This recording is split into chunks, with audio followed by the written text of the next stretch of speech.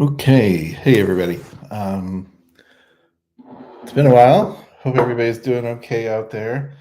Kind of noticed that, like, the longer that I wait to post videos, the more subscribers I get. So maybe I don't know what that's saying.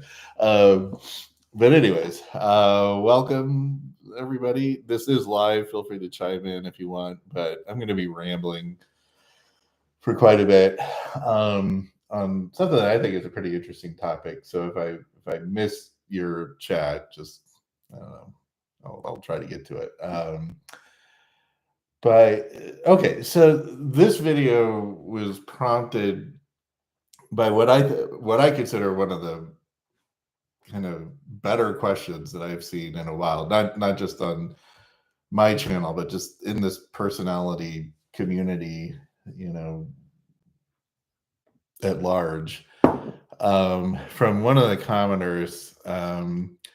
And to be honest, like it really threw me for a loop, and I've been thinking about it for days, like trying to think of how to like address the question. I don't know if I really have a good solid answer to it, but I just want to put it out there and some general thoughts on it because I'd be interested in hearing what other people have to say about it, especially if you're interested in making a video yourself or just leaving a comment below. Um, but I'm going to leave everybody in suspense for a little bit about what exactly the question was, because I kind of want to set the stage and then raise the question so it sort of makes sense in context, and then we can just sort of hit the ground running at that point. So let me check. Well, first of all, I want to make, yeah, okay. Looks like my microphone's up. I always leave the microphone off on these things, but okay. So the comment was left by a user named something else 2814 a couple of weeks ago, and it was on my video about let's talk introverted intuition, where I was going on about sort of the difference between the metaphysical knowledge and realm and physical SE type stuff. And the commenter first just sort of raised the issue of, he or she, I apologize, I don't know if it was a male or female. I think they said they're an INTP, and that would totally make sense given their line of questioning. And they were just sort of leaving a general comment about how they agree on, sort of my personal take on the defensible typology method, talking with famous people, host Eric, sort of his architecture, his model for typing people. And the commenter makes the point that it sort of takes the question from on typology from what is somebody to how are they, whatever type they are. And I think that's a pretty good point, because the defensible typology architecture, not only does, in my opinion, the best job of sort of nailing down what somebody's type is, but has a very sort of structured framework and architecture behind, or a model behind sort of the process, which, I think he fully admits is, based off of socionics and MBTI and, just sort of his rejiggering of how it should all work. And I agree, it does create a good architecture for explaining, not only what your type is, but why your type is that way, or why you come out to be that type. Because there's this underlying structure, and it follows sort of a systematic set of rules or processes.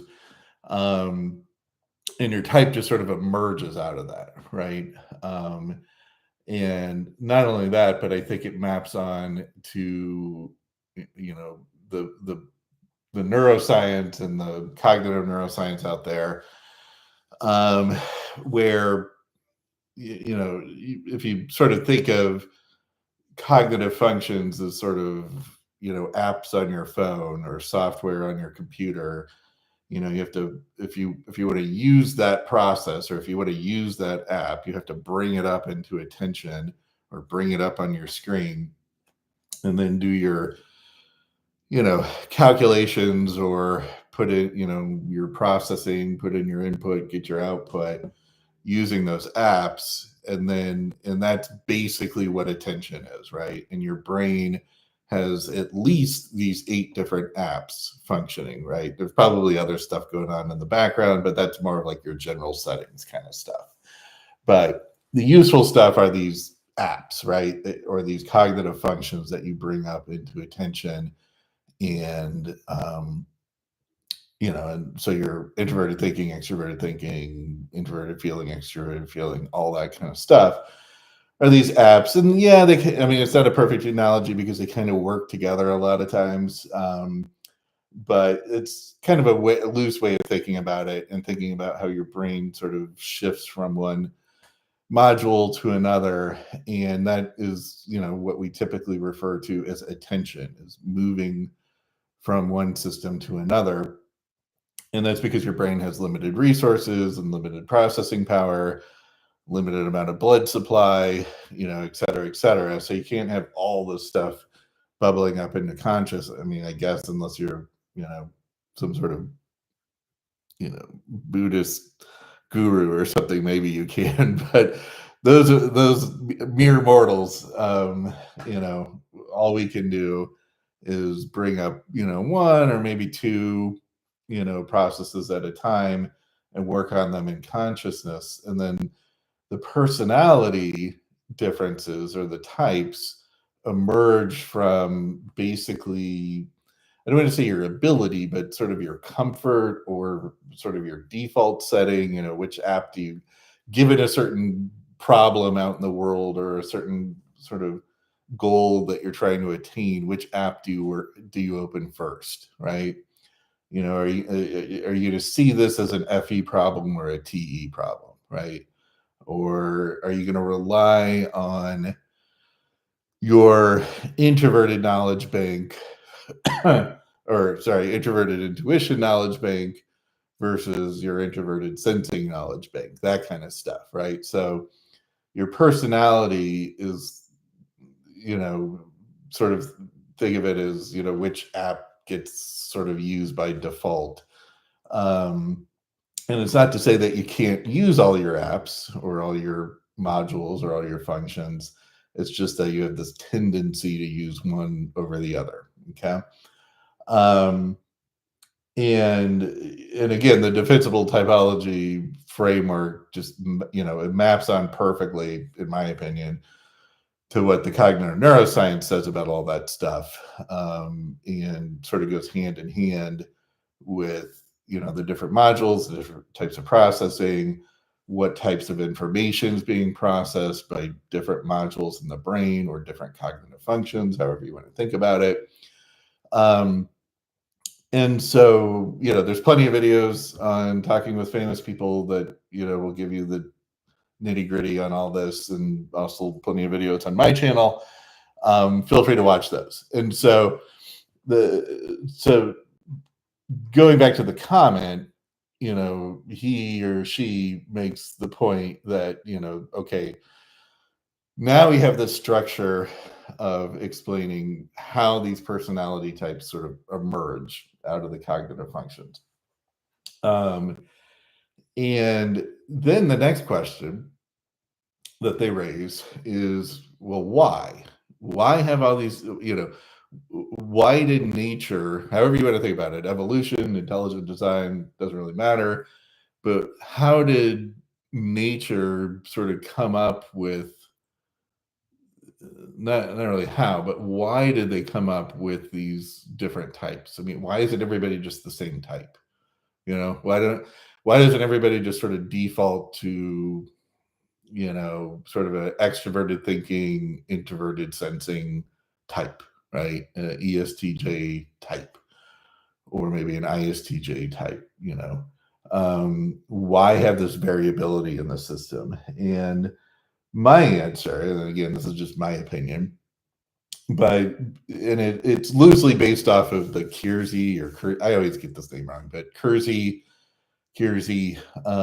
in his temperament model, which I'm assuming a lot of you are out there going to be familiar with, where you've got the NTs, the NFs, the SPs, and the SJs, and they sort of make up this quadrant of different temperament type or temperaments.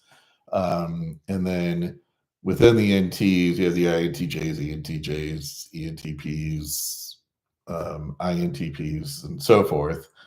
So you have the types that make up the temperament, and then the temperaments all sort of have their own little roles. I'd like to say that they play in society. And if you think of culture or a society or a given culture, if you sort of think of it as a super organism,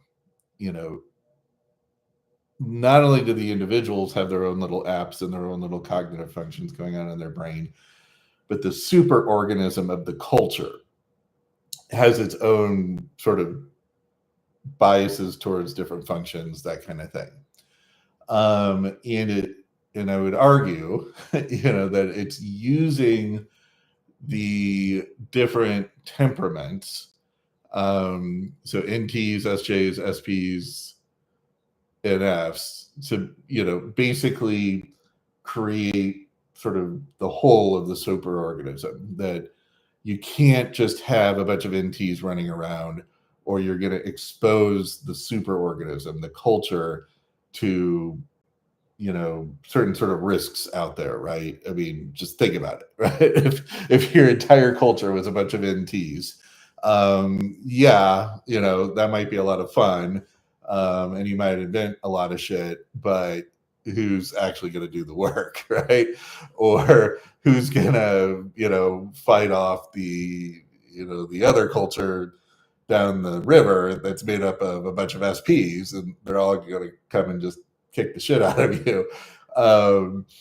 And so you have this sort of division of labor, and also just sort so you don't have just one, what do they call it, a singular point of attack, right? Where if you take one thing out, the whole system falls apart. So just like everything in biology and diversity, you have different sort of functions, different sort of temperaments emerge to basically cover all the bases that you need within the superorganism. And so it sort of boils down to, in Kiersey's general take, and I'm probably going to bastardize this to some degree, but his general take is, the SGJs, or, the ISTJs, ESTJs, ESFJs, ISFJs, they're sort of they're the people who keep the trains running on time, right? They handle the logistics. They handle the process, just keeping things running. They're the worker bees, both, in the sense of sort of labor, and then also just sort of social, cultural, interactions. And they figure out the logistics. They like I said, they keep the trains running on time. They keep the lights on. They make sure the bills are paid. They make sure you got plenty of groceries, stocked in your cupboard, that kind of thing. That's sort of the role of the SJ temperament, right? And the SPs are more of the doers, right? And so if you think about maybe some hunter-gatherer type of historical cultures, the SPs were probably like the main hunters, the main fighters, the main warriors.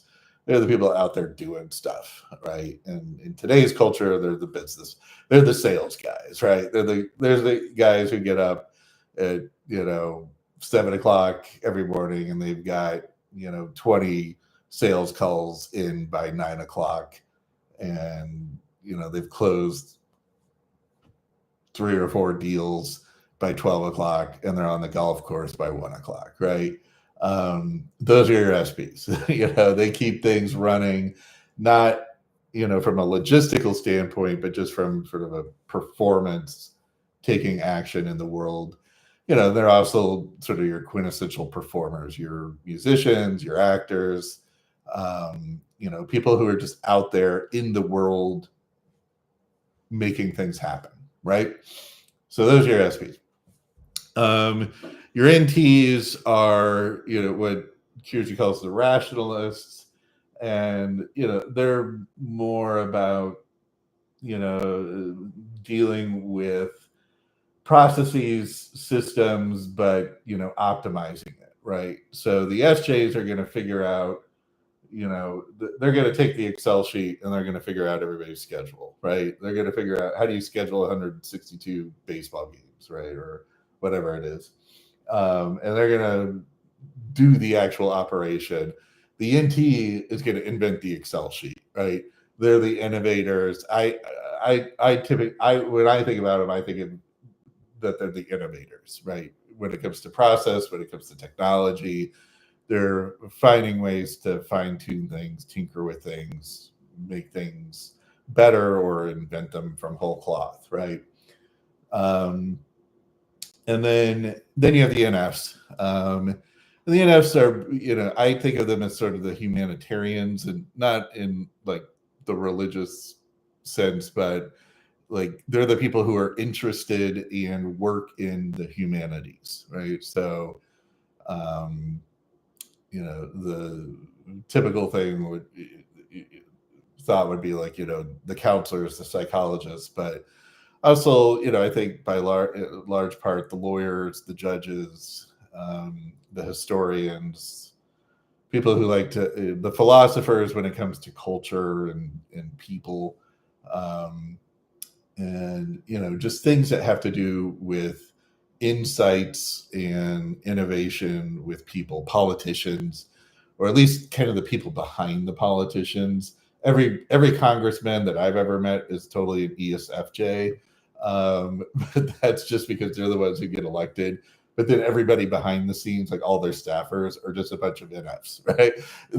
And in general, right? So and so you could see how the different types play a different role in the superorganism of the culture, right? And then the fascinating thing to me is that if you look at the breakdown of MBTI personality types and sort of their distribution in the overall, population, at least in the US. I don't know if this is a worldwide thing. I think it might just be US.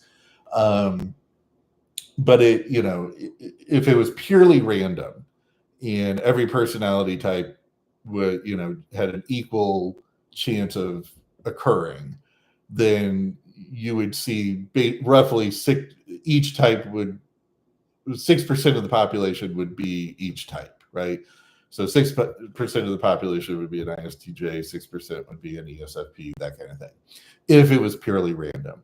But it turns out it's not. And it turns out that SJs and SPs, far outnumber and are far more represented in the population than your NFs and your NTs. And of course, we all hear, that INFJs are the most rare, and ENTJs are actually kind of rare too. I think INTPs are pretty rare. And I think that makes sense, right? I mean, you can't have 6% of your population being an ENTJ, right? I mean, they would just be fighting over who gets to, lead constantly. And so it kind of makes sense that only a few people out there are ENTJs, because if you have too many ENTJs, that's way too many, people trying to take the reins and run the ship, whatever the metaphor would be. And so you can imagine, right? You got a lot of SJs.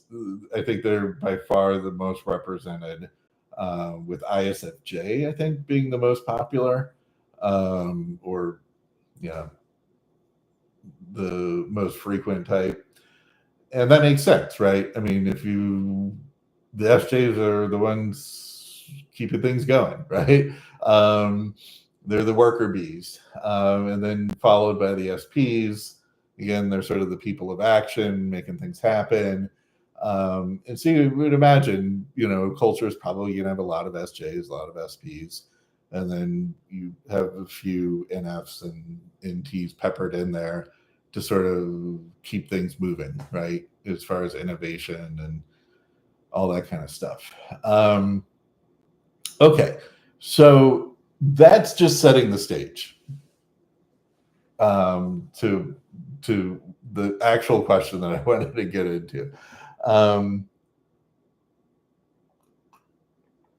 And so then the question, they responded, we were sort of going back and forth on that issue, and they responded and they said, okay, well, sure, and I'm paraphrasing here, that all makes sense, but why? I mean, I guess in essence, why are we so bad at typing people, right? I mean, if there's this like legitimate function for there to be different types or different temperaments, then why do we disagree so much on whether or not somebody is a particular, an INFJ versus an INFP? Why isn't it just sort of crystal clear, in the way that it would be in sort of like a cartoon, right? In a cartoon, immediately who the bad guy is, who the old wizard is, sort of the different, maybe not today's cartoons, but definitely the old Disney, classic cartoons where there were, clear archetype, sort of stereotypical characters, right? That sort of played a role in the overall story. And, so there is something there, right? Just because even little kids will see it, right? When a bad guy comes on the screen in a cartoon, they know that's the bad guy, right? Unless it's some sort of weird mystery or something. But in general, when you see Scar in The Lion King, that's the bad guy, even though he's acting nice, right? Or sympathetic. And even little kids know it right away, so there is something there. Okay. But then as adults, sort of bickering back and forth about typology and what type somebody is, why isn't it more clear, right? If there is this sort of important function that that the different types play, why don't all ISTJs have blue eyes and all ISFJs have brown eyes, or some sort of like biological distinguishing marks or something, right? And so I don't know if I have a really good answer for that, but it is a question that I found really interesting, and I want to just spend the rest of the time sort of getting into that. And again, I'm hoping that some of you who are interested in it will either respond with your own videos or your own comments, because I really do think this is one of the more interesting things about typology. Apart from all the fun of, whether so-and-so is an ESTJ or an ISTJ, sort of, to me, it gets to sort of the deeper meaning of like what's really going on here in the typology world. So a few thoughts on it. Let me see where I want to start. I've been thinking about this for like so long. I was like, okay, where do I start with this? So I guess there's sort of maybe a few ways you could think about the question or the problem. Number one, I mean, I guess maybe the first answer could just be, we're all just fooling ourselves, and this is all just our brain fooling us into pattern recognition and recognizing patterns that aren't really there, right? Like when you see a face on the planet Mars, it's sort of recognizing a pattern that isn't really there. But again, I think there's just too much there. There's too much smoke for there not to be some sort of fire, right? I mean, you see this across cultures. You see it, very represented in, different stories across cultures, across time. Little kids seem to pick up on this stuff. Personality tends to be pretty static if you measure it, if you measure somebody young in their life and then as they're older. And like I said, the way the distribution looks, where you have more SJs and more SPs than NTs and NFs. Again, that's just, it's not definitive or anything, but it is supporting the idea that like there's sort of something going on here, right? There's some sort of purpose. Another way you could think about it, and I'm going to, well, let me back up. So I'm going to avoid the question or the sort of dismissive answer that we're all just fooling ourselves and there really isn't any personality types. And that's why we're so bad at agreeing on what type people are. I mean, I'm just going to not even worry about that. Let's just assume that there are. Okay. So then the other way of maybe looking at it is kind of like astrology. And I have a reason for saying that.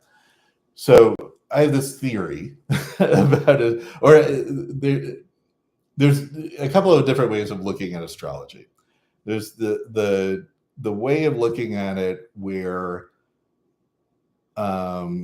what I think most people sort of who are into it think of is like, whenever you're born, all the planets and all the celestial bodies are sort of aligned in a certain way, and it's sort of creating a certain balance or imbalance or whatever in the energy force surrounding all of us.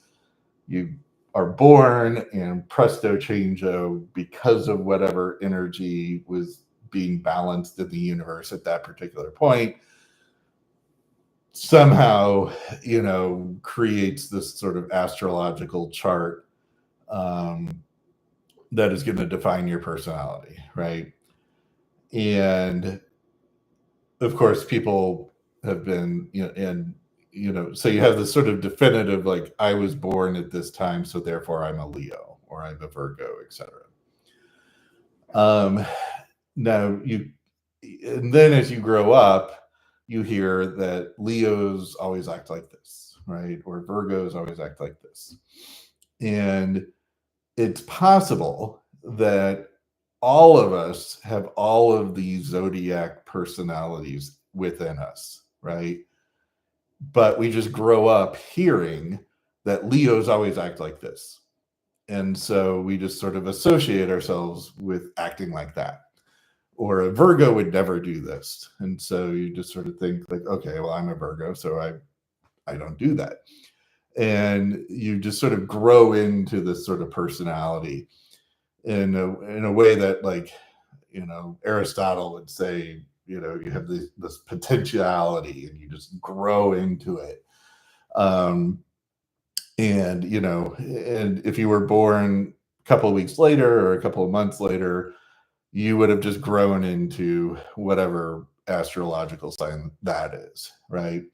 So there really is nothing to it other than just sort of this feedback mechanism that you hear, this is how Leos act, and so you act like a Leo, or you just sort of see that in yourself.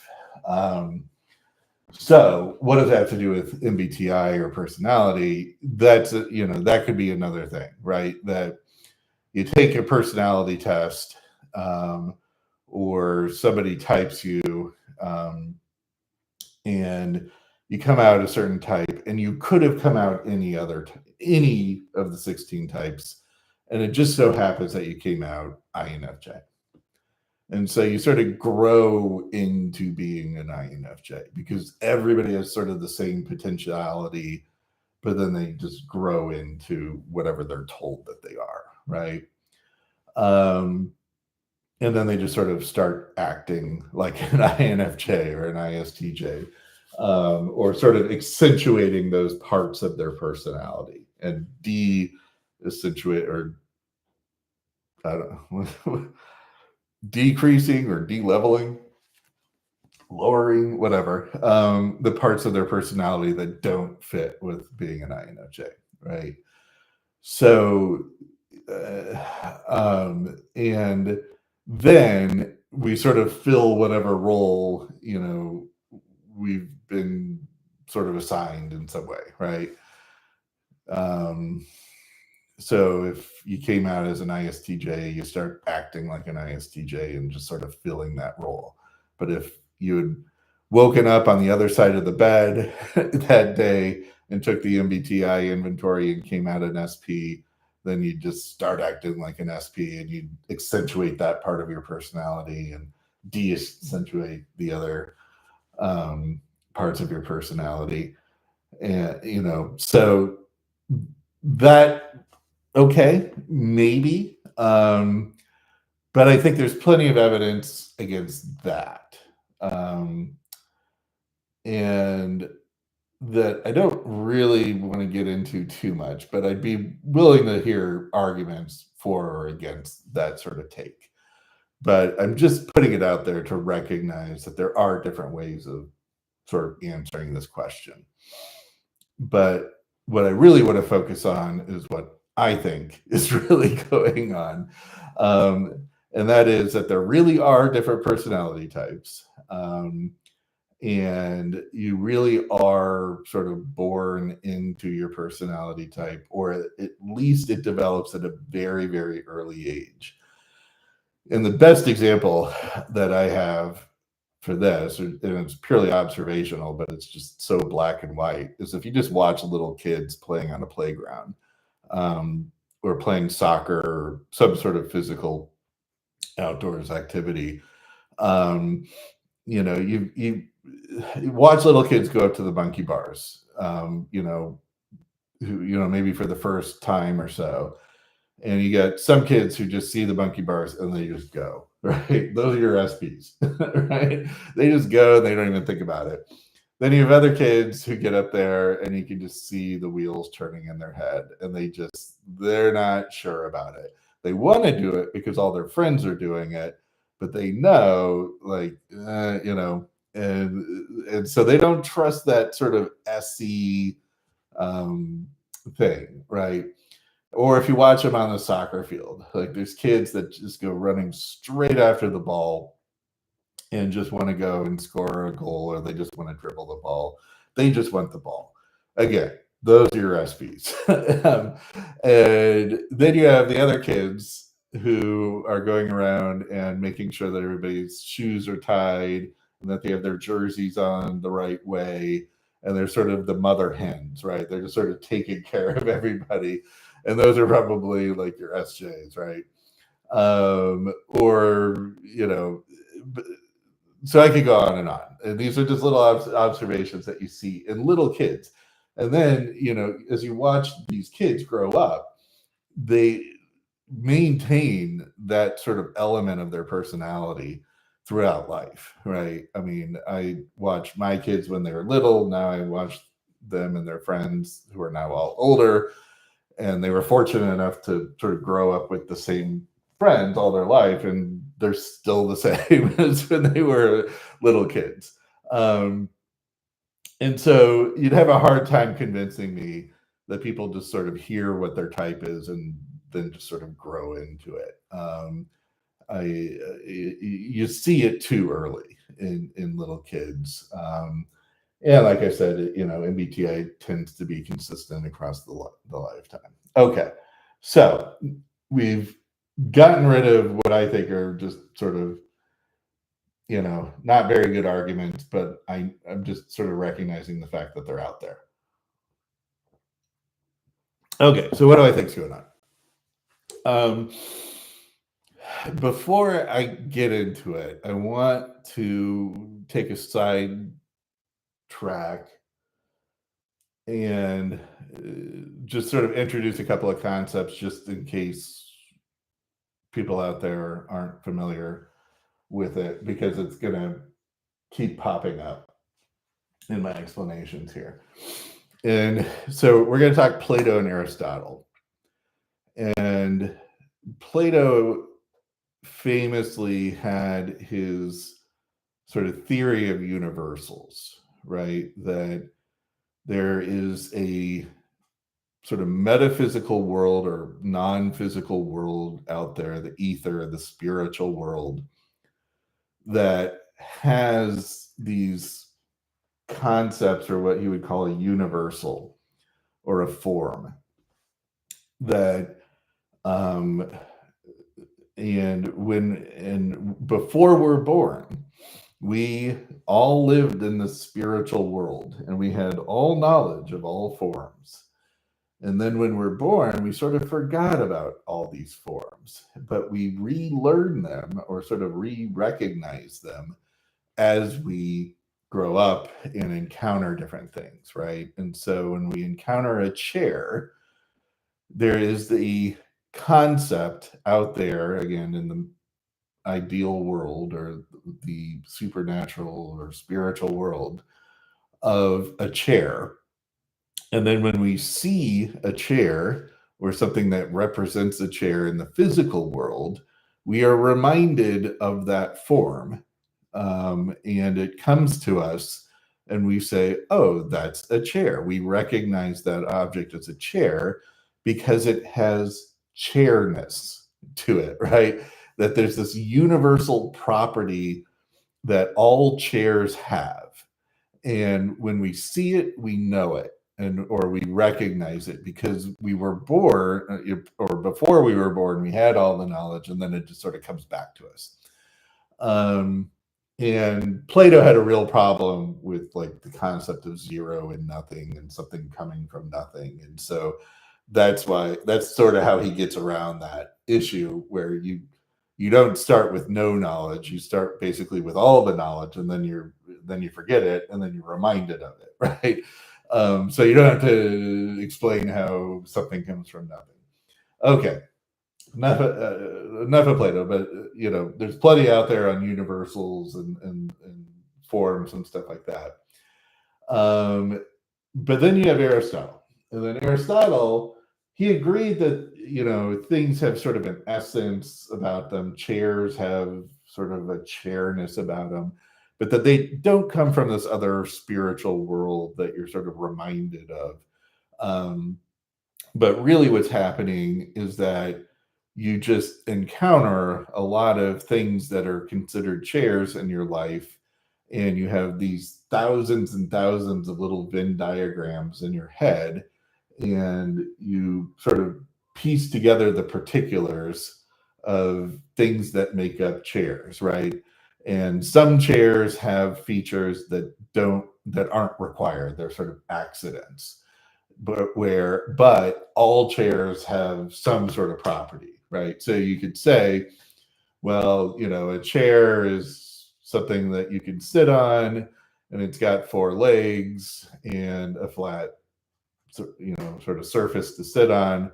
Then I could say, well, a couch has four legs and a flat area to sit on. Well, okay, a couch is different than a chair because a couch is long and a chair is for one person. So you keep adding little Venn diagrams to define what a chair is. And so you're taking the particulars of your experience and combining those into a representation of what it means to be a chair, or what it means to be a cat, or what it means to be a dog, so on and so forth. And philosophers have been arguing about this for years, and we're obviously not going to solve this debate. But I just wanted to put out there that there is this sort of difference of how do we identify what something is? Is it because there's sort of this essence, this universal, and we encounter something and it has that essence tied to it, and we say, okay, that's a chair or that's a cat because it's got the catness form associated with it? Or is it just like what Aristotle would say, we encounter a bunch of cats through our life and they all have these particular features, and if you encounter enough of them, you sort of get which features are necessary and which ones aren't, right? And which ones are sort of accidental and specific to that particular example, and then which ones are sort of make up the essence of a cat. And they've been going back and forth about all this for years. But bringing it back to MBTI or personality types or whatever you want to think about it or call it, to me, that's sort of fundamentally one of the issues that you have to wrestle with is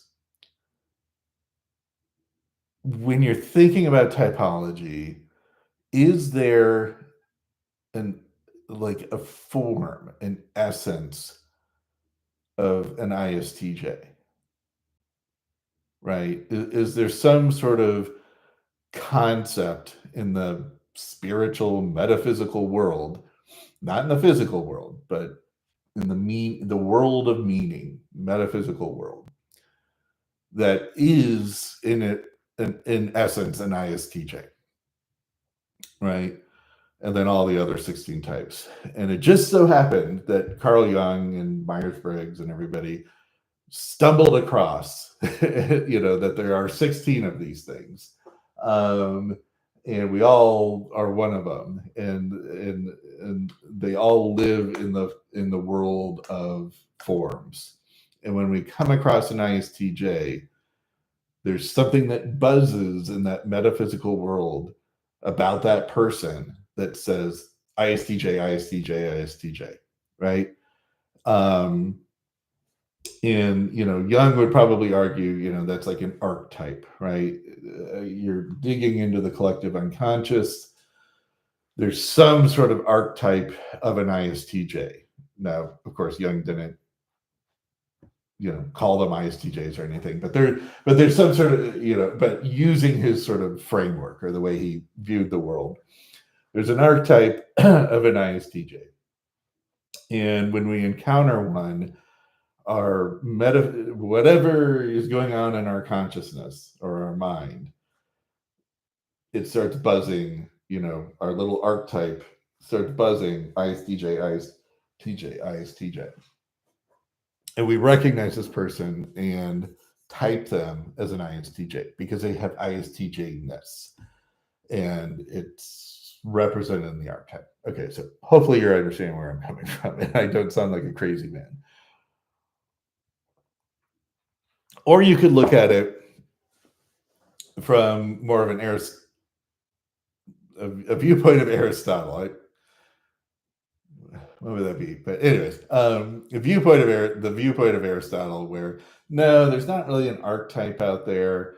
And when you encounter an ISTJ, it's not because there's something in the metaphysical world buzzing ISTJ, ISTJ, and it gets ascribed to this particular person in the world. It's just that ISTJs just share common features. And there's a list of things that all ISTJs do, a list of things that they don't do, and then a list of things that they could or could not do, and it's just sort of accidental, right? Some ISTJs like baseball, some ISTJs hate baseball, right? Most ISTJs probably like baseball, but anyways, but it's not definitive, right? And so then you have to ask, and so if you take that view, that there's sort of this list of specifics, of essential qualities that make up an ISTJ, then you have to decide, okay, well, what makes up that list, right? And if you encounter somebody who doesn't have some sort of feature that's on your list, do you automatically exclude them from your concept of what an ISTJ is, or do you adjust your list, right, to sort of incorporate them because they just made it, right? They were so close, but they are sort of missing this one essential feature, and then you just sort of convince yourself, okay, maybe that's not an essential feature, but all the other ones are, right? Or they don't do something, they do something that they're not supposed to be doing, right? Like an ISTJ is a big party animal or something. ISTJs aren't party animals, but this particular one is. So I'm going to readjust all my little Venn diagrams so that I can, fit them into my definition. Okay. So that's just sort of a long-winded way of saying that there's two ways of thinking about types and how we, in our mind, type people. And you could think of this, I've talked about it in other videos, as sort of a right brain versus left brain. Like the right brain is sort of looking at the overall gestalt, not really looking at the details or the features, but just sort of like, yeah, they kind of seem like an ISTJ to me because they just fit that ISTJ-ness, right? That form of ISTJ. Um, or more of a left brain, analytical kind of approach where you're looking at the particulars and you're saying, okay, they have got this feature, they don't have that feature, blah, blah, blah. Now, I think there is a good argument that your brain does both, right? And so we've solved the Aristotle-Plato problem by saying we do both, right? That there is sort of this essence that maybe we're tapping into. So, let's go full Jung, and get out of the physical world and go into the metaphysical world. There's this, collective unconscious. There's these archetypes. There are these symbols. There's this world of meaning that we don't sense with our five senses, but we sense with our sixth sense, and that is our mind, right? And Jung would say that ideas are just like furniture in the room. They are things that are out there in the metaphysical world.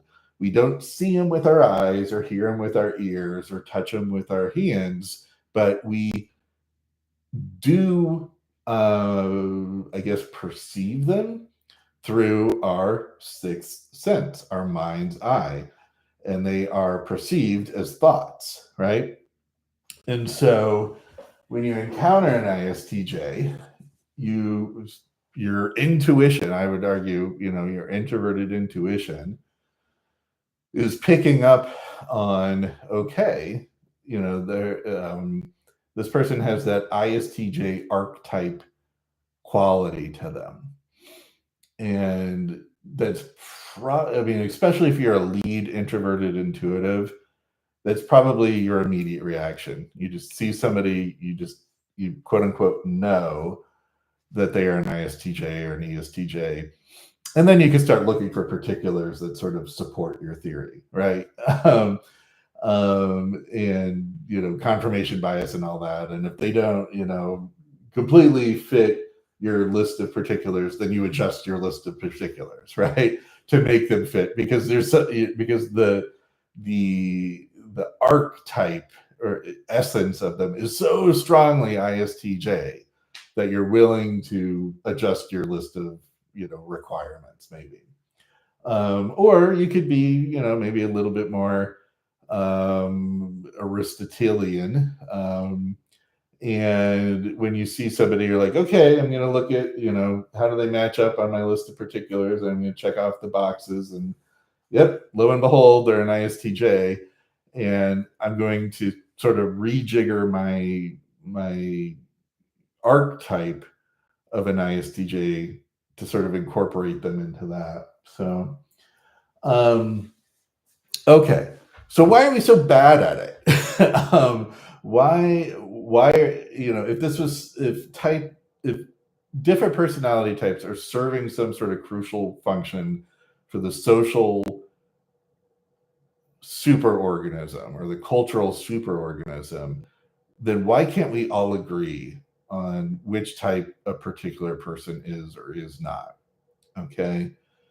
Is it because we have different archetypes? Well, I think Jung and probably Plato would say no. An archetype is an archetype. It's the collective unconscious, right? It's not your own personal unconscious. It's the collective unconscious that you're supposed to be tapping into. And so, sort of taking us out of personality world, if you see a warrior, the archetype of a warrior, everybody knows that's a warrior. Or if you see an archetype of a mother, everybody recognizes that's a mother, right? We're not really disputing that, especially when you watch like old Disney movies and they're clearly representing different sort of archetypes. You don't get a whole lot of like, oh, well, I thought that person represented the wise old man, and somebody else saying, oh no, they were clearly, the warrior. You don't get a lot of those debates. I don't know, maybe you do, but I'm not aware of them. But we do with the personality types. So a couple of theories, but again, I'm interested in hearing what you guys have to say about it. I mean, one obvious one is just, maybe there really is this archetype essence that we're supposed to tap into, and we're just not good at it, right? That, it takes some training, it takes some sort of, training of the mind or clarity of thought, to really dig into what somebody's essence is. But I'm not too excited about that answer because, again, if it was culturally important, why can't we all just do it, right? Like, why do we have to rely on the experts? The people with the trained mind. Now, of course, Plato would say, well, that's what philosophers are for, and they have the clear minds, and everybody should just be listening to the philosophers and just go about your own business, right? We'll figure all this stuff out. So I get that. That could be an argument. But to me, it just doesn't resonate because I'm too fixed to like biology and evolution and things having sort of a proper function, in the world. The other thing, I mean, it could be, okay, well, maybe our brains just aren't attuned at noticing subtle differences between people. We get sort of general differences, but subtle differences, not so much. And again, maybe you have to sort of train your brain to do it, or, no matter how much you train your brain, you're really never going to be able to differentiate between people, and it's always just sort of guesswork. Maybe. Again, I think that especially with little kids, the sense is just so strong that there's something there. If I say something like an ESTJ and an INFP walk into a bar, you can probably come up with a scenario that sort of fits the, what's going to happen when what sort of crazy shenanigans are going to happen when an ISTJ and an INFP get paired together, right? Sort of like an odd couple, or, I don't know, sort of situation. Not to say that that's what the odd couple was, but anyways.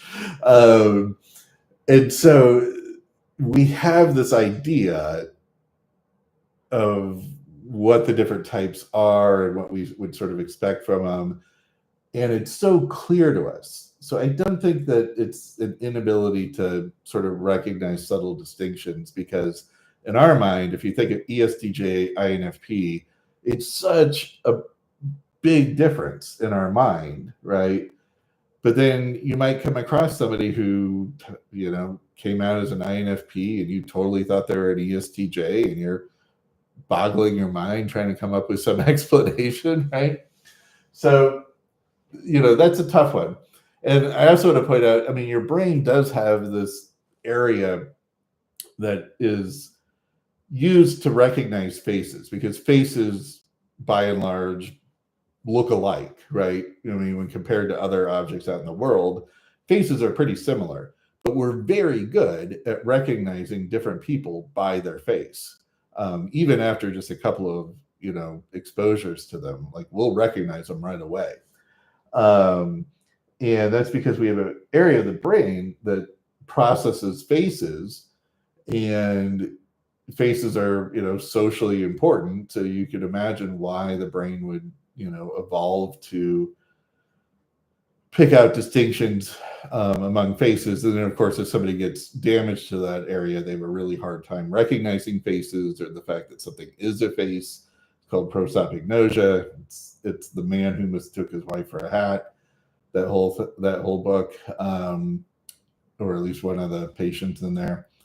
So we do have this evolutionary system that does distinguish between very, very similar things like faces.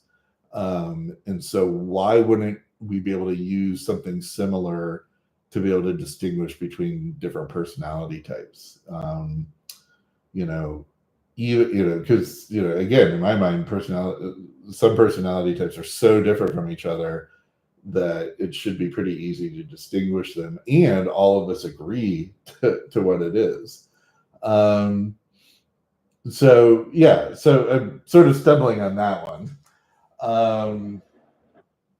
And now I'm sort of dangerously getting into probably stuff that's not making any sense anymore. But hopefully, it's an interesting topic or set of questions to think about. And I'd like to hear people's thoughts, and especially sort of tying it back to the defensible typology method, where I think it just sort of nails it, on the types. And again, maybe I'm just convincing myself that whatever somebody comes out is like, okay, that's what they are. But to me, it just nails it in this sort of platonic, like, yeah, it matches up with that buzzing of the archetype that I had for that person. Um, and it's pretty consistent, across different people. So why is that? And so maybe you have to step outside of the mind to really be able to type somebody. I mean, we have a representation, we have an idea of what an ISTJ should be in our mind, in our little archetypal mind, but it gets clouded by the particulars or something like that. And if you think about it, I mean, people in other areas, people are really bad at reading people, right? And even the INFJs out there, but we're the best, but we're not, infallible. And I mean, if you think of like just the divorce rate, right? You have so many people that are convinced that they found the one, right? That they're going to marry and spend the rest of their life with, and then like 2/3 end up getting divorced. So that right there should tell you the human mind is not all that great at reading other people. Now, there is an argument that just maybe when you're young and you get married in your 20s or your 30s, you're looking for one thing in a mate, but then as you get older, you're starting to look for other things in a mate, and that's why you get divorced. I could buy that argument, but I could also buy the argument that we're just horrible at reading people and understanding them, and maybe horrible at reading what we want. But also, you can look at other things like, sports drafts, like the NBA draft, the NFL draft. I mean, every once in a while you have the LeBron James who's just clear, that's the quintessential archetype basketball player. He's the no-brainer. You're going to draft him. But then everybody other than LeBron James or maybe Kevin Durant, it's sort of like it's fuzzy, right? I mean, and they sort of look at the particulars, the Aristotle kind of view, versus maybe just the essence. Like, is this the archetype of the perfect, basketball player or close to it? And and the league is just, both NFL and NBA, just littered with busts. Now, of course, there's only a certain amount of people who can be drafted every year. There's only a certain amount of people who can excel at, professional sports. I get it, but just like the sheer number of people who go high in the draft and are a bust, and then you have a bunch of people who go low in the draft that end up being, all-time Hall of Fame players. The people who are drafting them, I mean, they have every incentive in the world to pick the right person, right? And they still, they're getting paid a lot of money and they have a lot of resources to pick the right person, and they still blow it all the time.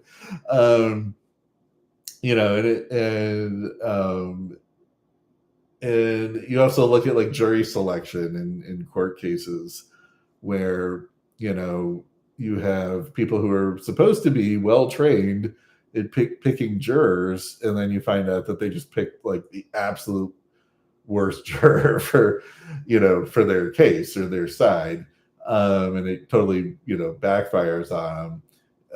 happens all the time, even with the experts. And so I guess my point being that even with the experts, we're very bad at tapping into that platonic ideal and figuring out what exactly a person's type is or isn't.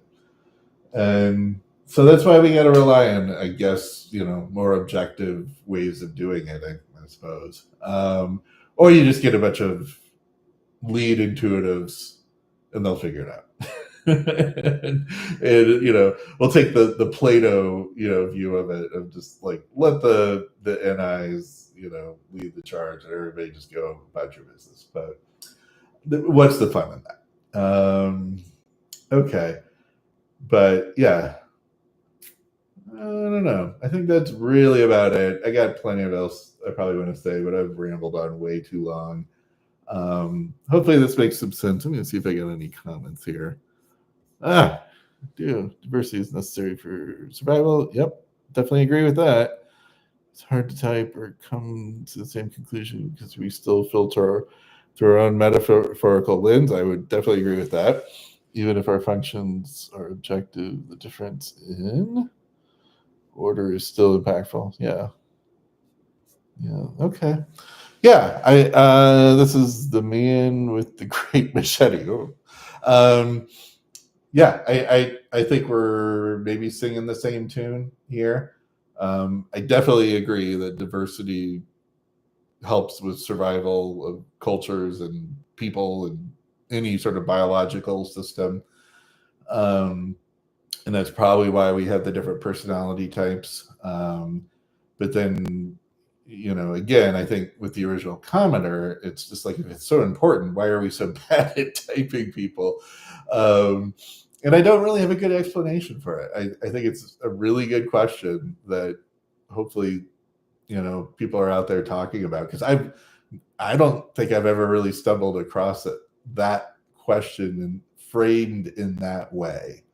And so, I mean, we could go on and on about ontology and I always forget how to say that word, but you know what I mean, like how we know what we know, epistemology, yeah. And try to figure out why we might be bad at what we're doing, or what are we doing in the first place? Like, how are we doing this? Are we doing it by particulars? Are we doing it by archetypes, or is it a combination of the two?